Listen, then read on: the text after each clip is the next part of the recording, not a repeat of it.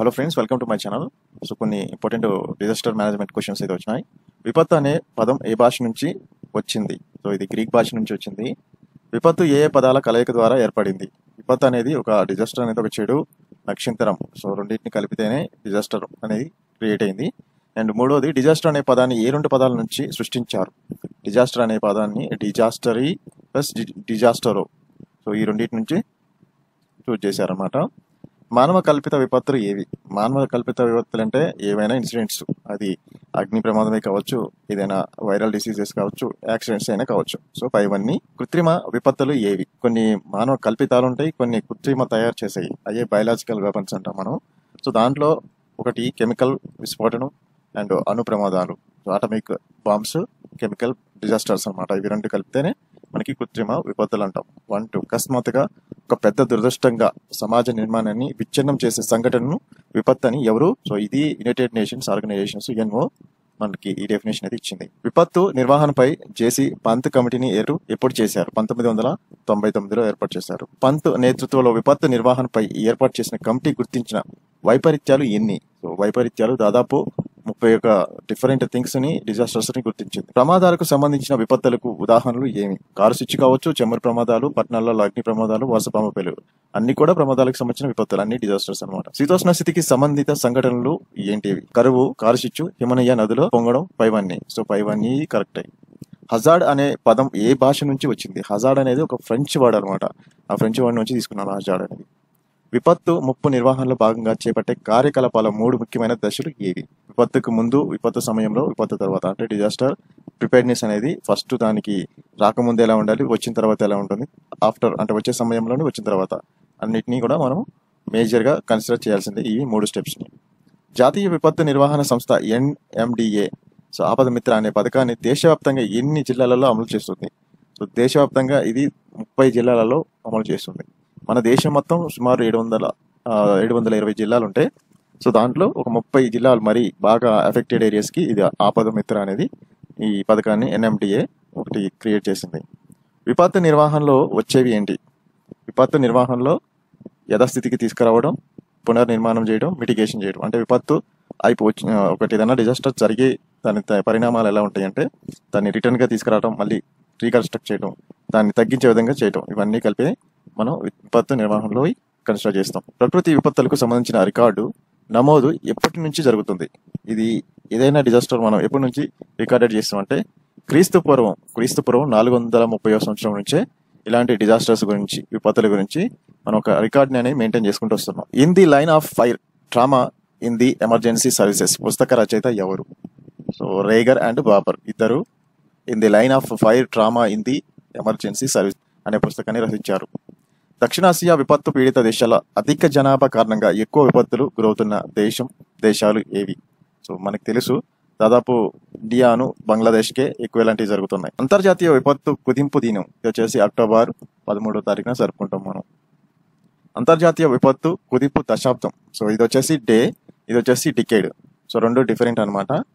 మనము ఇది వచ్చేసి 1990 నుంచి 99 వాటికి అంతర్జాతీయ విపత్తు కుదింపు దశాబ్దంగా, డికేడ్గా కన్సిడర్ చేస్తాం. పసిఫిక్ సునామీ వార్నింగ్ సెంటర్ ఎక్కడ ఉంది? Pacific tsunami warning centre Hawaii దీవుల్లో ఉంది. ఇంటర్నేషనల్ సునామీ ఇన్ఫర్మేషన్ సెంటర్ ఎక్కడ ఉంది? హోనాలులు అనేది దాంట్లో ఉన్నది. పసిఫిక్ ప్రాంతంలోని సునామీ హెచ్చరికల సమన్వయ గ్రూపును ఎక్కడ ఏర్పాటు చేశారంటే ప్యారిస్లో ఏర్పాటు చేశారు. SAARC disaster management centre SDMC, SAARC disaster management centre ఎక్కడ ఏర్పాటు చేశారు? ఇది న్యూఢిల్లీలో 2006లోనే ఏర్పాటు చేశారు SDMC అనేది. SDMC నిర్వహించే వెబ్ పోర్టల్ ఏంటి? సో ఇది నిర్వహించే పోర్టల్ వచ్చేసి sarc-sdmc.org.in అనేది ఈ మెయిన్ వెబ్సైట్ అనమాట. International strategy for disaster reduction UNISDR ను ఎక్కడ ఏర్పాటు చేశారు? UNSDR ని ఎక్కడ ఏర్పాటు చేశారంటే జెనీవాలో ఉంది. International strategy for disaster reduction జెనీవాలో 1999లో ఏర్పాటు చేశారు. Inter government panel on climate change IPCCని ఎప్పుడు ఏర్పాటు చేశారు? 1990, 1989, 1988. So option 1988. IPCCని ఏర్పాటు చేసిన సంస్థ ఏంటి? WMO and UNO EP. WMO and UNEP. IPCC ప్రధాన కార్యాలయం ఎక్కడ ఉంది? ఇది జెనీవాలో ఉంది. NMDC NIDM ఎన్ఐడిఎం ఆధ్వర్యంలో భారత్లో మొదటి డిజాస్టర్ మేనేజ్మెంట్ కాంగ్రెస్ ఇక్కడ జరిగింది. ఇది వచ్చేసి న్యూఢిల్లీలోనే జరిగింది మొదటి డిజాస్టర్ మేనేజ్మెంట్ కాంగ్రెస్, అంటే ఒక మీటింగ్. ఇండియా మొదటి డిజాస్టర్ మేనేజ్మెంట్ కాంగ్రెస్ ను ఎవరు ప్రారంభించారు? మన్మోహన్ సింగ్. ఇక్కడ పిక్చర్ లో చూపించడం వల్లే answer. Hugo framework for action గడువు ఎప్పటితో ముగిసింది? ఇది వచ్చేసి 2015లో జరిగింది. హ్యూగో ఫ్రేమ్వర్క్ ఫర్ యాక్షన్ గడువు ఎప్పటితో ముగిసింది అంటే 2015. మూడో యుఎన్ఓ విపత్తు ముప్పు కుదింపు ప్రపంచ సదస్సు జపాన్ లో ఎక్కడ జరిగింది? జపాన్ లో ఇది వచ్చేసి సెండాయిలో జరిగింది. సెండాయి ఫ్రేమ్వర్క్ లోని ప్రపంచవ్యాప్తంగా ఎన్ని లక్ష్యాలను నిర్దేశించారు? 7. సెండాయి ఫ్రేమ్వర్క్ నిర్దేశకత్వంలోని భారత ప్రభుత్వం జాతీయ విపత్తు నిర్వహణ ప్రణాళికలు ఎప్పుడు విడుదల చేసింది? 2016 జూన్ 1న. Sendai framework for disaster reduction అమల్లో ఉండే కాలం ఎంత?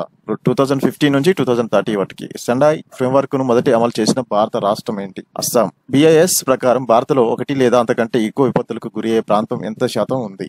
85% వాటికి విపత్తులకు గురయ్యే ప్రాంతమే ఉంది భారతదేశంలో. విపత్తు నిర్వహణ సమన్వయానికి నోడల్ డిపార్ట్మెంట్ గా బాధ్యత వహించేది ఎవరు? కేంద్ర గృహ మంత్రిత్వ శాఖ.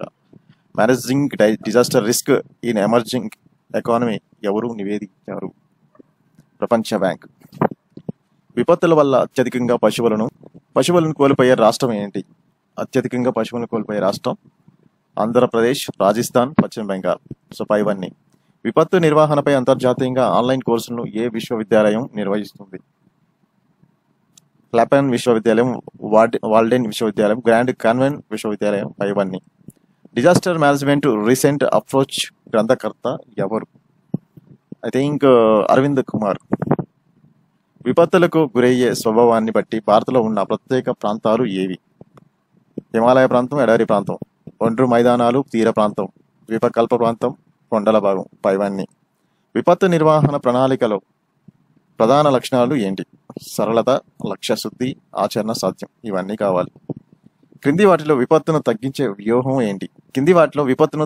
వ్యూహం ఏంటి?